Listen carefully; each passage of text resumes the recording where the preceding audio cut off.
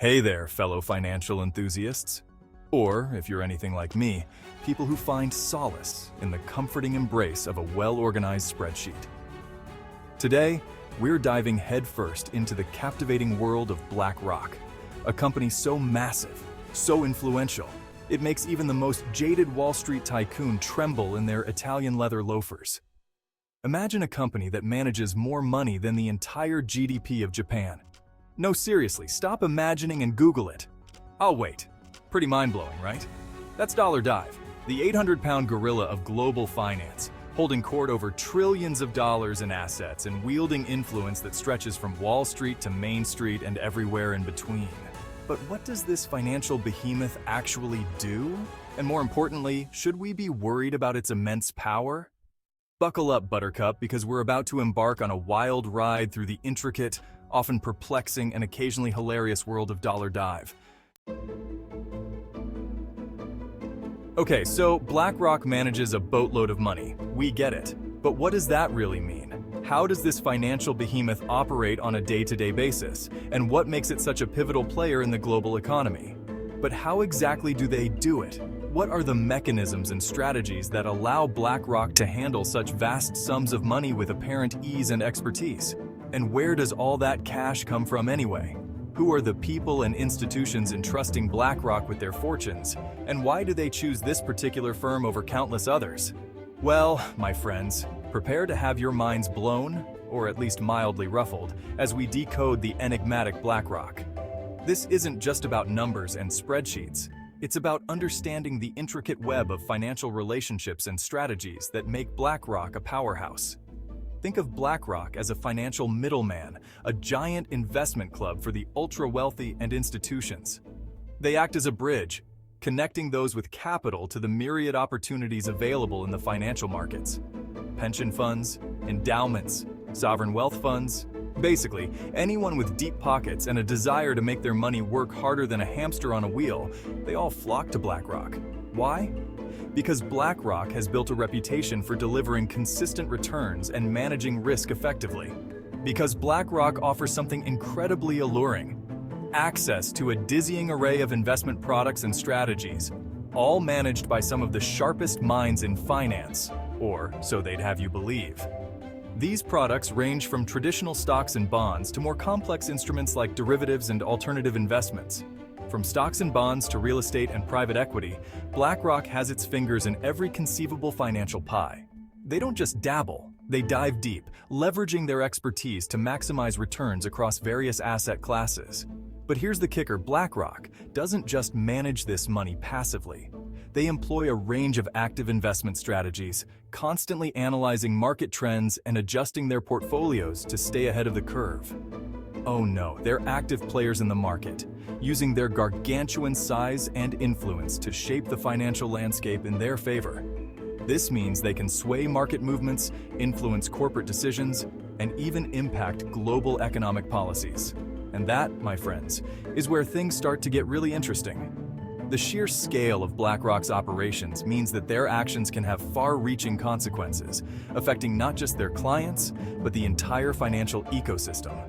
So, the next time you hear about BlackRock, remember, they're not just managing money, they're shaping the future of finance. Remember that cozy 401k you've been diligently contributing to, dreaming of the day you can finally retire and pursue your passion for competitive birdwatching. It's a comforting thought, isn't it? The idea that all your hard work and careful planning will eventually pay off, allowing you to enjoy your golden years doing what you love. Well, guess what? BlackRock might have something to say about that. This financial giant isn't just a passive player in the background of your retirement dreams. You see, BlackRock's influence extends far beyond the hallowed halls of Wall Street. It's not just another name in the financial world. It's a behemoth with tentacles reaching into various aspects of the economy. Through its massive index funds and ETFs, BlackRock has become the largest shareholder in countless publicly traded companies, giving them significant voting rights and, by extension, influence over corporate decision-making. This means they have a say in how these companies are run, from the top executive levels down to the policies that affect everyday workers. From determining CEO pay to influencing environmental policies, BlackRock's tentacles reach into virtually every corner of the corporate world. They can push for changes that align with their vision, which might not always align with the interests of individual investors like you. And while they claim to be responsible investors, prioritizing long-term value creation, critics argue that their sheer size and influence can stifle competition, harm workers, and exacerbate inequality.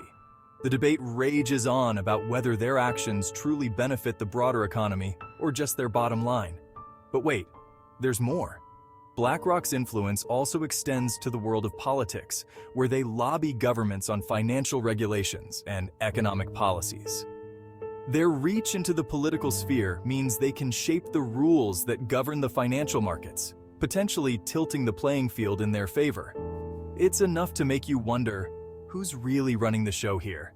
Is it the elected officials and corporate executives, or is it the financial giants like BlackRock pulling the strings behind the scenes? As you ponder this, remember that the decisions made by these powerful entities can have a direct impact on your financial future, including that cozy 401k you've been nurturing. So, stay informed and keep a watchful eye on the forces shaping your retirement dreams. Section 4. A family affair? BlackRock and the Titans of Finance. The world of high finance is not just about numbers, it's about the power players who pull the strings. No discussion of BlackRock is complete without mentioning the other power players, those enigmatic families with names that seem ripped from a Dan Brown novel. We're talking about the Rothschilds, the Rockefellers, the Vanderbilts. Families whose wealth and influence have spanned generations, shaping history and sparking countless conspiracy theories. While BlackRock might be relatively new, founded in 1988, it hasn't taken long for them to cozy up to these financial titans. BlackRock's growth has been exponential. BlackRock's founder and CEO, Larry Fink, is a regular at Davos, where he rubs shoulders with billionaires, heads of state, and even the occasional Rothschild. Is this just a case of birds of a feather flocking together?